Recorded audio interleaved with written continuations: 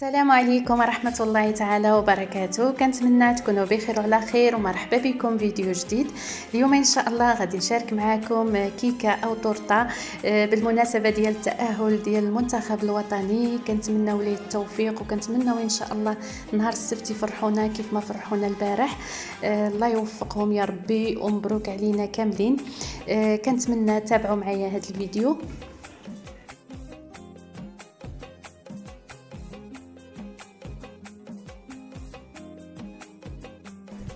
بسم الله على بركة الله. بالنسبه للجينواز سهل بزاف. عندي 7 ديال البيضات، ضفت لهم واحد قبيصه ديال الملحه صغيره، ضفت واحد ساشي ديال الفاني و6 معالق كبار ديال السكر مع 7 ديال البيضات متوسطين، وخلطت مزيان هذا الشيء. خلطته حتى ولا حتى ضاعف الحجم ديالو، ولا بحال الثلج، ولا اللون ديالو مفتوح. تقريبا شي 6 أو 7 ديال الدقائق وانا كنخلط. تقدروا تخلطوا بالطراب ديال الضوء.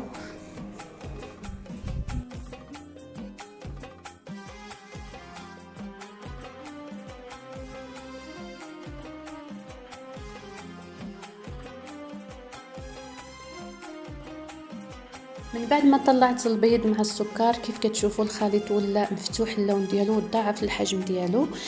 ضفت هنايا 9 ديال الملاعق كبار ديال الدقيق الخاص بالحلويات. العبر اللي عندي 7 ديال البيضات، عندي 6 ديال الملاعق كبار ديال السكر مع 9 ملاعق كبار ديال الدقيق.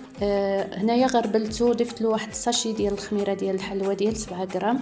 من احسن تغربلوه اكثر من مره، يعني 2 المرات ولا 3 المرات باش كتنجح عندنا الجينواز.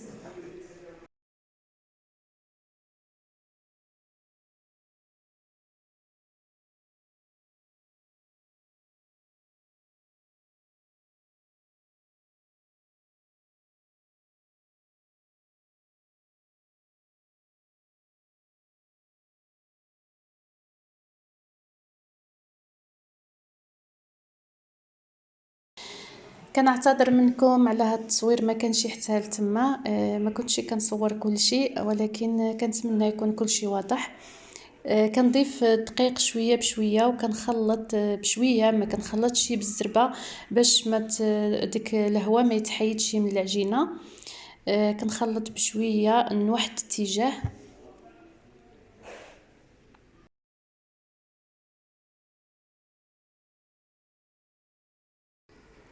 كيف ما كتشوفوا كنخلط بشويه وكنتاكد بلي ما بقاش عندي الطحين، كلشي مخلط مع بعضه.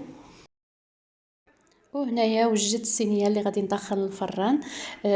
شعلت الفران وخليته يسخن، ودهنت الصينيه بشويه ديال الزبده، لصقت فيها الكاغط وسرحت فيها العجينه. دخلتها للفران درجه الحراره متوسطه. في الاول كانت مجهده، ومن بعد خليتها متوسطه وخليتها 15 دقيقه. 15 دقيقه بركه.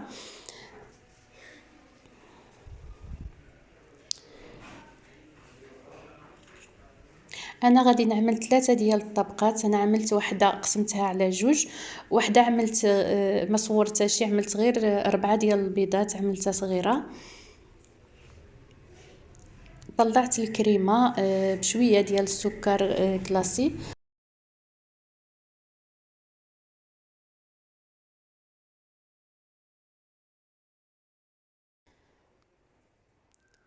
وهنايا كنسقي الكيكه بالماء والسكر اللي طيبتهم شويه.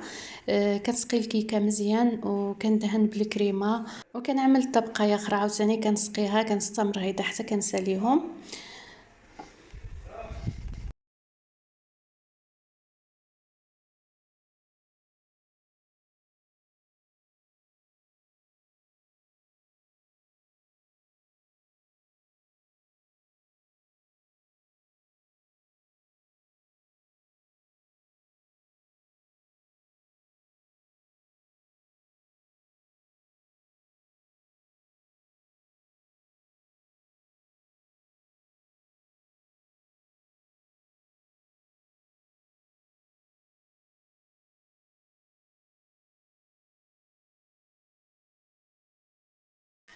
وفي الاخر دهنت الكيكه كامله بديك الكريمه.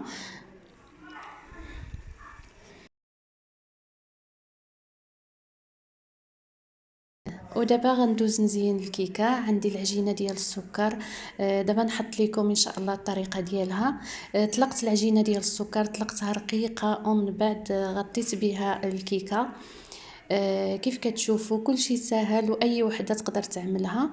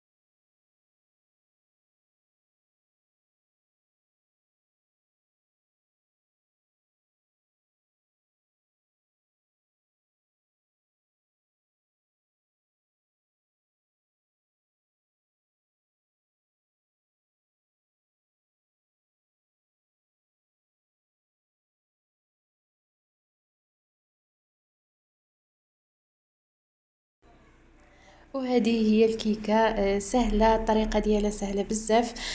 كنتمنى يكون عجبكم الفيديو، كنتمنىكم ما تبخلوش عليا باشتراك واللايك والتعاليق ديالكم زوينه. والسلام عليكم ورحمه الله تعالى وبركاته.